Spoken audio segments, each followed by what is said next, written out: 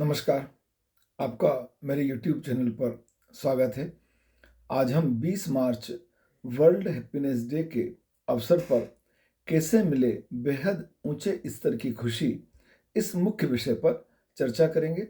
और आज की यह चर्चा दैनिक भास्कर के उज्जैन संस्करण के 23 फरवरी 2025 के अंक में प्रकाशित सेल्फ हेल्प किताबों से कॉलम पर आधारित है। और इस प्रेरणात्मक प्रसंग से जीवन में खुशी के महत्व की हम चर्चा करेंगे। और इसके अंतिम भाग में मैं आज मेरे महाविद्यालय में आयोजित कार्यक्रम के बारे में भी आपसे कुछ चर्चा करूंगा। व्हेन वी आर हैप्पीएस्ट, इसका जवाब पुस्तक देती है, काम में खो जाने का बॉय प्रोडक्ट है खुशी। हम ऐसे काम में लगे रहते हैं जो हमारा ध्यान, हमारी प्रतिभा दोनों की मांग करता है। काम हमेशा आपसे पूरा ध्यान और आपकी पूरी प्रतिभा के उपयोग की मांग करता है। और इसका बाय प्रोडक्ट है खुशी। अचानक एक पल के लिए हम रुकते हैं, ना समय का पता चलता है ना माहौल का। सोचते हैं तो एहसास होता है कि हम उस समय अपने जीवन के शिखर के करीब थे। हमने बहुत ऊंचे स्तर की खुशी का अनुभव किया था। क्यों? क्योंकि हमने अपने काम में अपने आप को तल्लीन कर दिया था।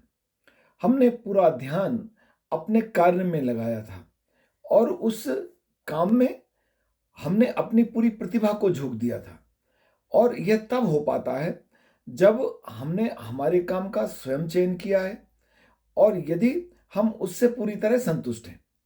कभी कभी ऐसा भी होता है कि हमने जीवन निर्वाह के लिए कोई ऐसा काम चुन लिया जो हमारी इच्छा का परिणाम नहीं है, हम उसको बदलना चाहते हैं। वह भी तभी संभव है जब आप एक समय विशेष पर जो काम कर रहे हैं उस कार्य में अपना 100% देते हैं।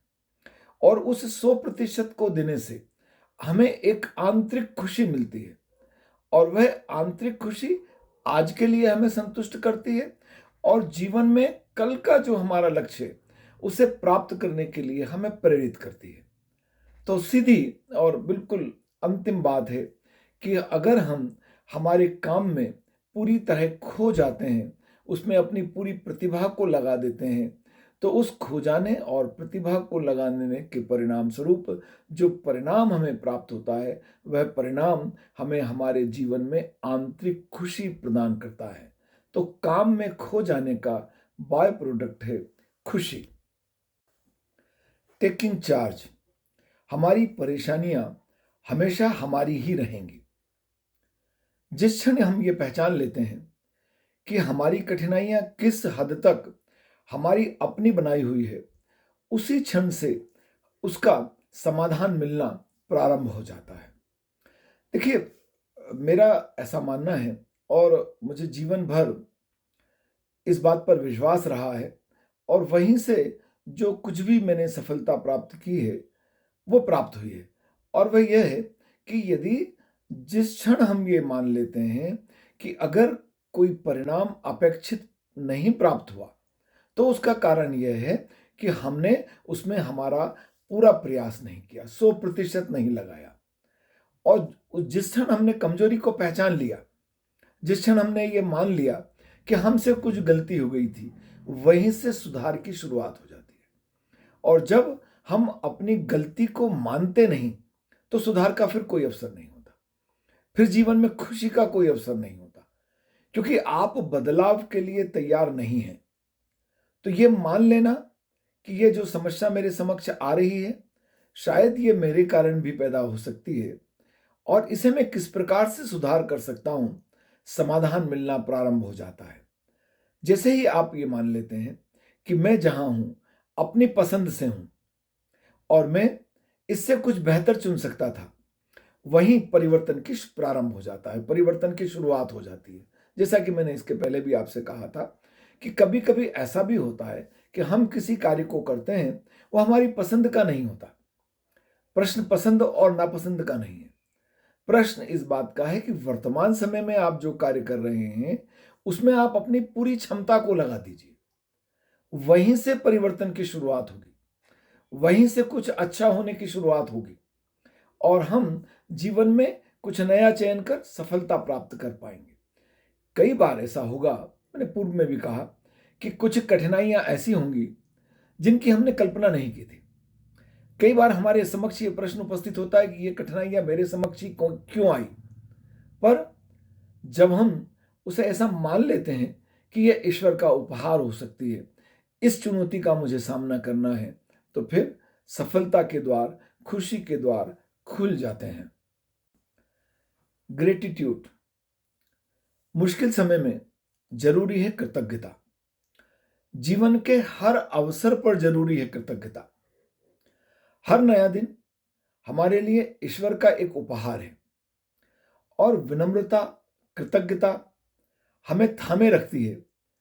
हमें उन परिस्थितियों में भी थामे रखती है जब हम बुरी तरह टूट रहे होते हैं, जब हम लड़खड़ा रहे होते हैं, जब हमें कोई रास्ता नहीं दिखाई देता, जब हमें आगे केवल अंधकार दिखाई देता है, तब आस्था, उम्मीद, कृतज्ञता के कारण, विनम्रता के कारण हमारा साथ नहीं छोड़ती, वह हमारे साथ रहती है और उस कृतज्ञता से हम पुनः साहस अपने आप में समेट पाते हैं कि हम इस विशाल संसार में कोई और काम भी, कोई और तरीका भी हम खोज सकते हैं।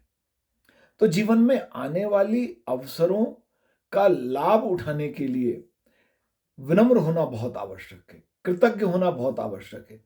जो कुछ आज हमें है उसका चुनौती का सामना करें और कृतज्ञता से नए अवसरों की खोज करें।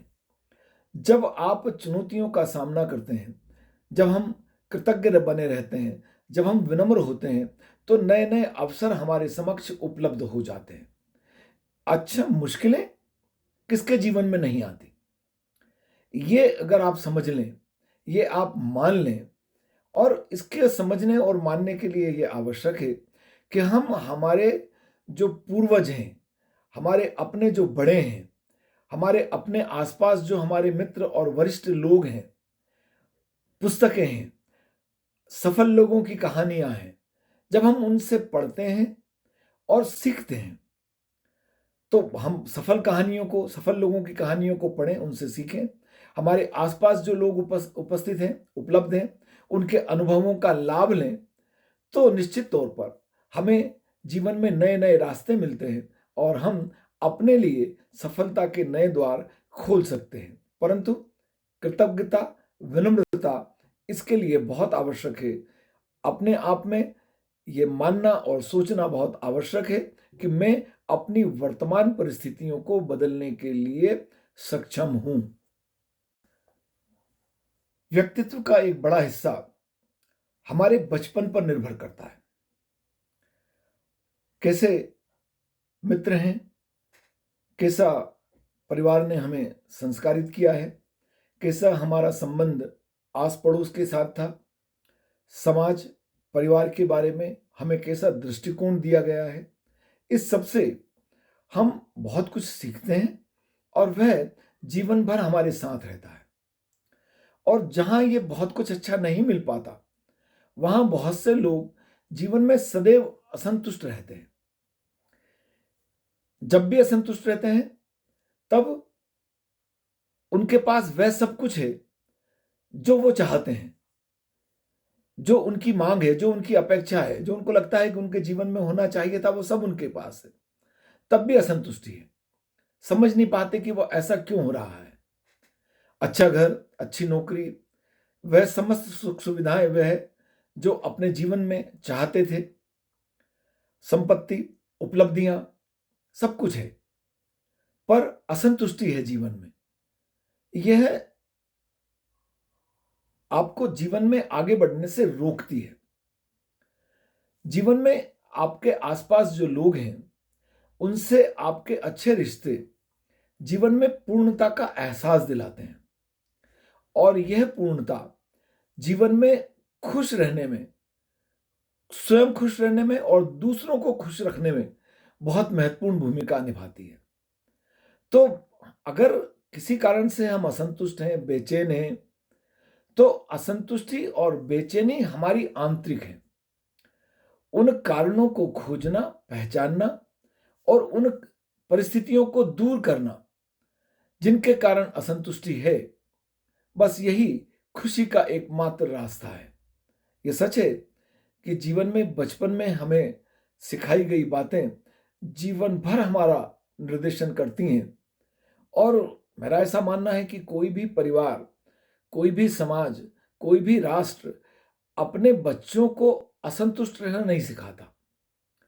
अगर किसी परिस्थिति के कारण ऐसा हमारे जीवन में आ भी गया है, तो कभी भी किसी भी क्षण हम उसे बदल सकते हैं। और उसके लिए आवश्यक है आत्मविश्वास, और यह आत्मविश्वास खुद को खुश रखेगा और दूसरों को खुशी देने के लिए प्रेरित करेगा। आज की इस चर्चा के अंतिम हिस्से में मैं मेरे महाविद्यालय, शासकीय कन्या स्नातकोत्तर महाविद्यालय उज्जैन में IQAC विभाग के प्रभारी डॉक्टर नीता तपन जी के निर्देशन में आयोजित अंतर्राष्ट्रीय खुशी दिवस के कार्यक्रम में डॉक्टर अंशु भारद्वाज, प्राध्यापक इतिहास विभाग, प्रधानमंत्री उत्कृष्ट माधव कला एवं विज्ञान महाविद्यालय उज्जैन के शब्दों का उल्लेख करना चाहूंगा। उन्होंने इस कार्यक्रम में मुख्य अतिथि के रूप में बोलते हुए कहा, खुशी एक आंतरिक विषय है जिसका संदर्भ प्रत्येक व्यक्ति के लिए अलग अलग होता है। फिनलैंड जैसा देश उच्च GDP वाले देशों की तुलना में खुशी सूचकांक में उच्च स्थान पर है, जबकि उसकी GDP उच्च GDP वाले देशों की तुलना में कुछ भी नहीं है। इसलिए खुशी जीवन की गुणवत्ता से संबंधित एक आंतरिक और अमूर्त अवधारणा है।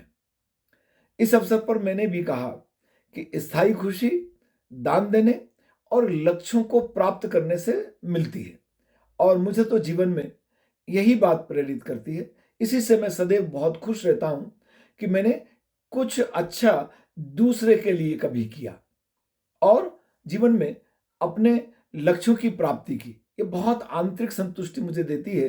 कभी आपसे चर्चा होगी तो बताऊंगा कि कितने संघर्ष के बाद आज जिस मुकाम पर हूं वो मैंने प्राप्त किया है।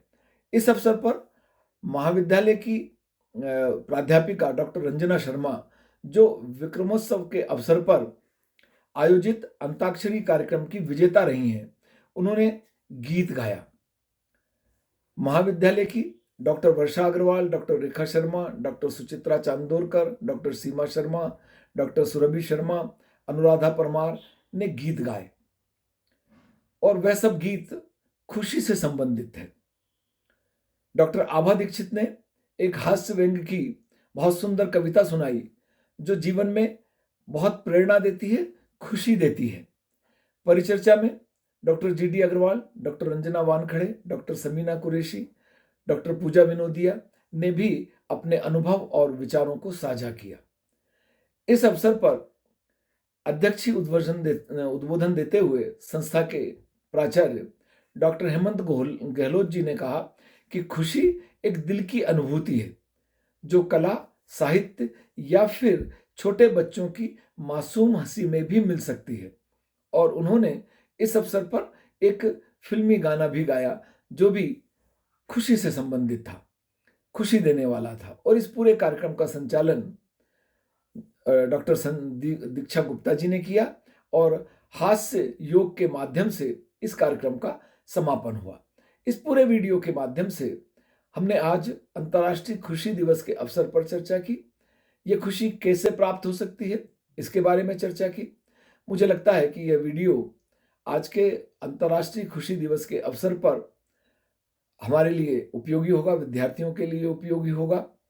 आप जानते हैं कि मेरे YouTube चैनल पर समाजशास्त्र विषय के, पारिवारिक, सामाजिक और राष्ट्रीय महत्व के, शैक्षणिक महत्व के, प्रेरणात्मक प्रसंग के वीडियो देखने में आते हैं। यदि आपने मेरे चैनल को सब्सक्राइब नहीं किया है, मैं आपसे चैनल को सब्सक्राइब करने का अनुरोध करता हूं। आपका बहुत धन्यवाद।